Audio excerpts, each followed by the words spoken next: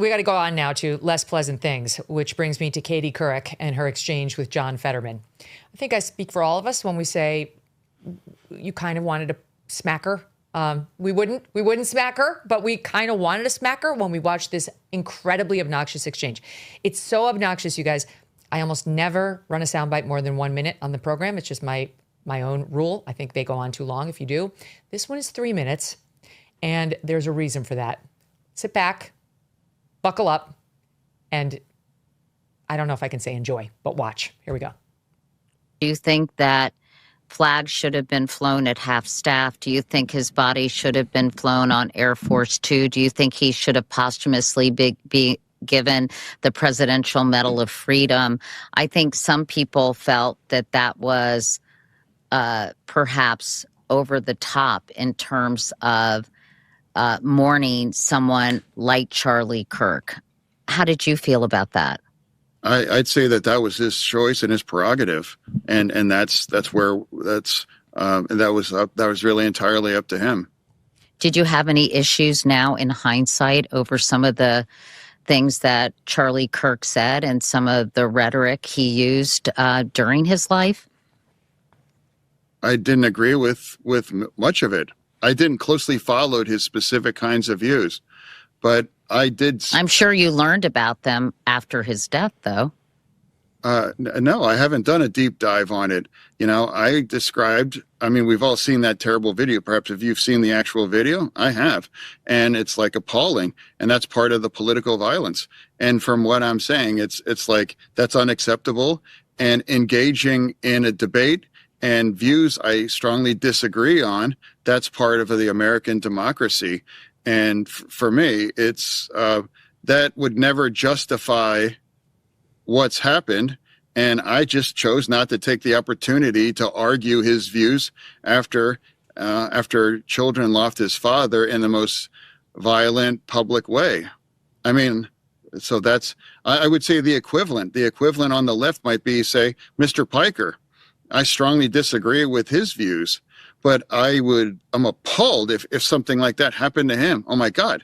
I mean, that's, we have to disagree in better ways where, you're going to solve it by shooting people. And that's why the kinds of rhetoric, we have to turn the temperature down. Extreme rhetoric makes it easier for extreme reactions or to justify them. I think some people might say Charlie Kirk's rhetoric was extreme. I think that's the conversation that happened.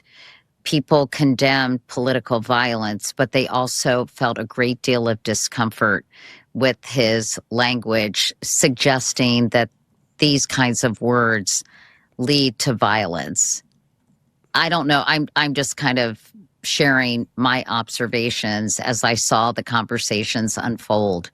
Yeah, I agree. I mean, I think we agree that we probably didn't agree with much of what he said. And I'm sure we both agree that you shouldn't shoot people, and you shouldn't execute them in public. And I think that's two things must be true. That free speech, I'm an absolute free speech guy, and you have the right to say these things, and you definitely also have the right not to get shot by sharing your views. 5 times she tried to get him to condemn Charlie. 5 times. And 5 times he kept going back to, this is not the time. You don't start condemning a man's rhetoric after he's just been assassinated. All you do is condemn the political violence. And she couldn't stop herself. And then she ultimately ends by suggesting, quote, these kinds of words lead to violence. Unbelievable, her insensitivity. What do you make of it, Andrew? Yeah, I mean, she's doing the meme. Like, she's doing it where she's like, you had this coming. She's suggesting that Charlie Kirk had this coming and that something that he said was somehow justified the shooter's actions. And I find it appalling. I find it really disgusting.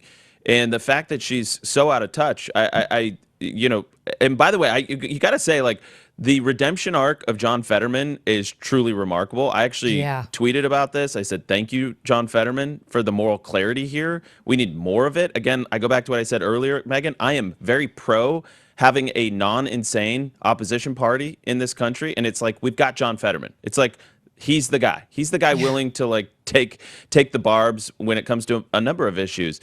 But I just find it really appalling. And this was an observation Charlie used to make all the time. It's like you take these people out of the box, like the TV set, whatever Katie Couric's former career, and they fail time and time again. They become uninteresting. They be exposed for the frauds that they are. You are one of the ones, Megyn, that has been able to grow and expand, and I think even become more popular, getting outside of the system, outside of the network system.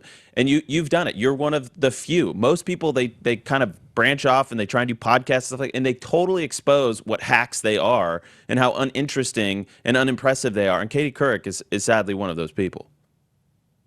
It's amazing, her hate, Blake. And you listen to him, he's like, I chose not to argue his views right after he was killed so violently. We have to disagree in better ways. His rhetoric was extreme. People felt a great deal of discomfort with his rhetoric. She just can't get past Charlie's words, which first of all is wrong factually, but second of all is irrelevant when the man's just been assassinated. Well, no, but she wasn't saying it. She said some people might say that his rhetoric was extreme. I hate that. Okay, you're not on network news anymore, Katie. You don't need all of this extremely fake neutrality, which you also deliver in this weird little vocal fry voice. It's so grating. It's so aggravating. It's so played out. If you think Charlie was extreme, if you think he deserved it, just say it, Katie. Other people have said it. More popular people will say it. And this fakery, this fraud nature of it is one of the most aggravating aspects. Well, can I also say, Megyn, that we did a whole episode on the Charlie Kirk Show debunking most of the viral kind of lies that were going around about Charlie, especially from leftists, right? And so I'm sure she consumed some of those, and she didn't see any of the context that some of those clips were taken out of context. They were cherry picked. They were edited to make them look so egregious.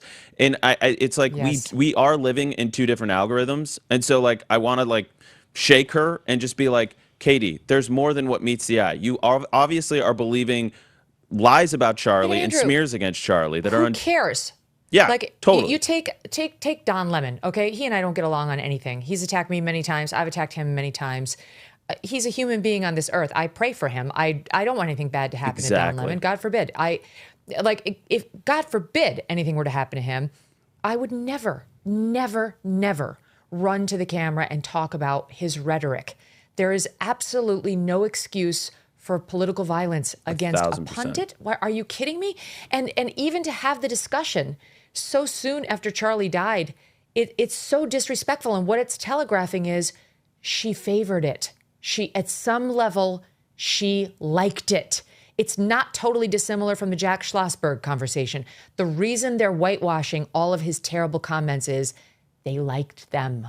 They enjoyed them. Well, they want him to keep doing it. And by the way, Megyn, it's whitewashing on purpose. And this is why I got so upset about the Jimmy Kimmel thing when he lied about who killed Charlie, because it tried to make it out to be some MAGA supporter or whatever.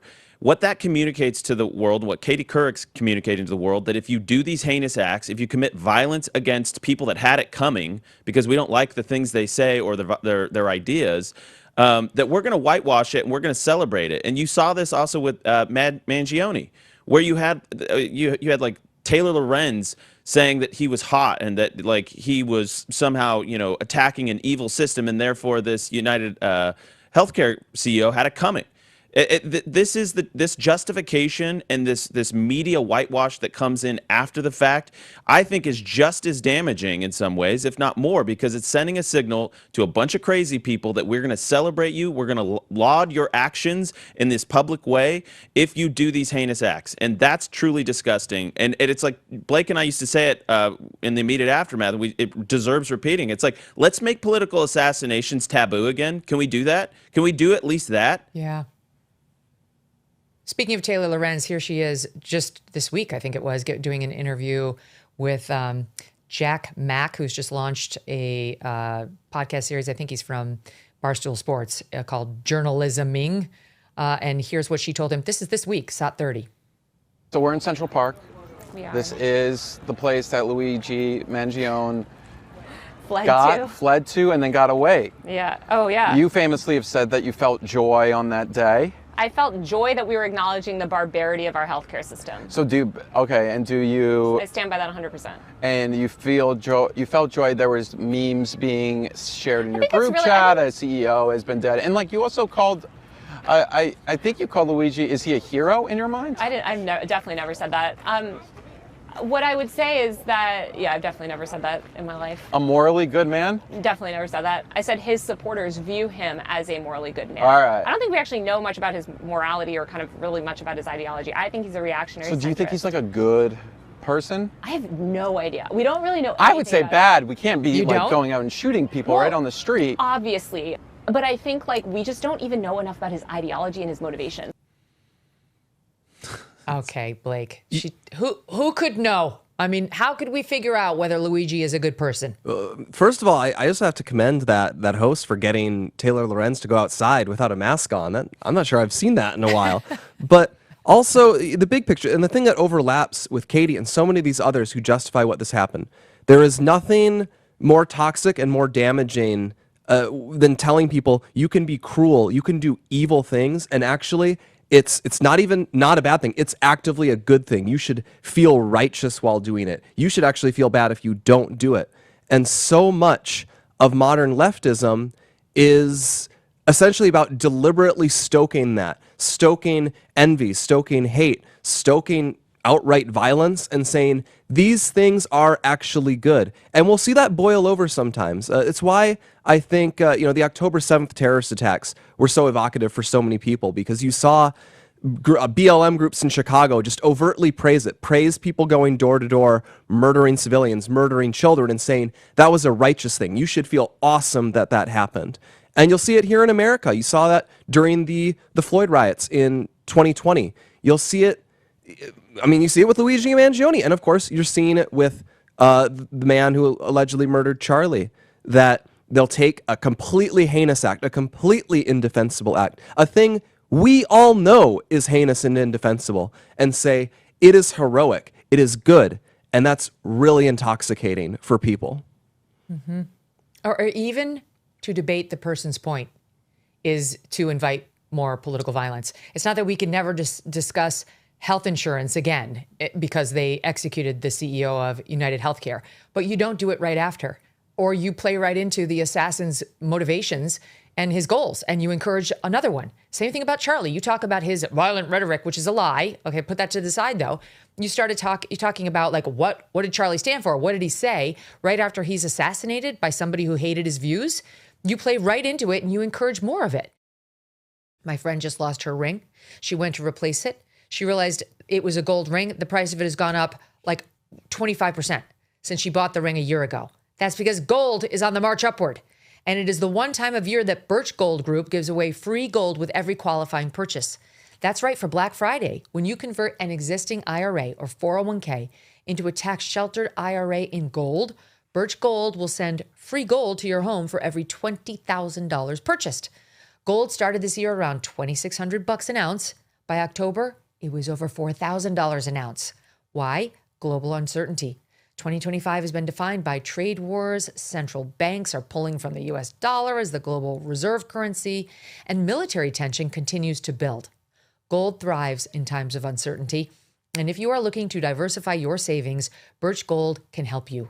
Plus, now through November 30th, get free gold, I say, with a qualifying purchase. Just text MK to the number 989898 to claim your eligibility and for a free info kit on gold. But your opportunity for free gold with purchase will end on November 30th, so don't wait. Text MK to the number 989898 for full details. Message and data rates may apply. Thanks so much for watching. If you like what you just saw, hit the subscribe button for more clips and full episodes.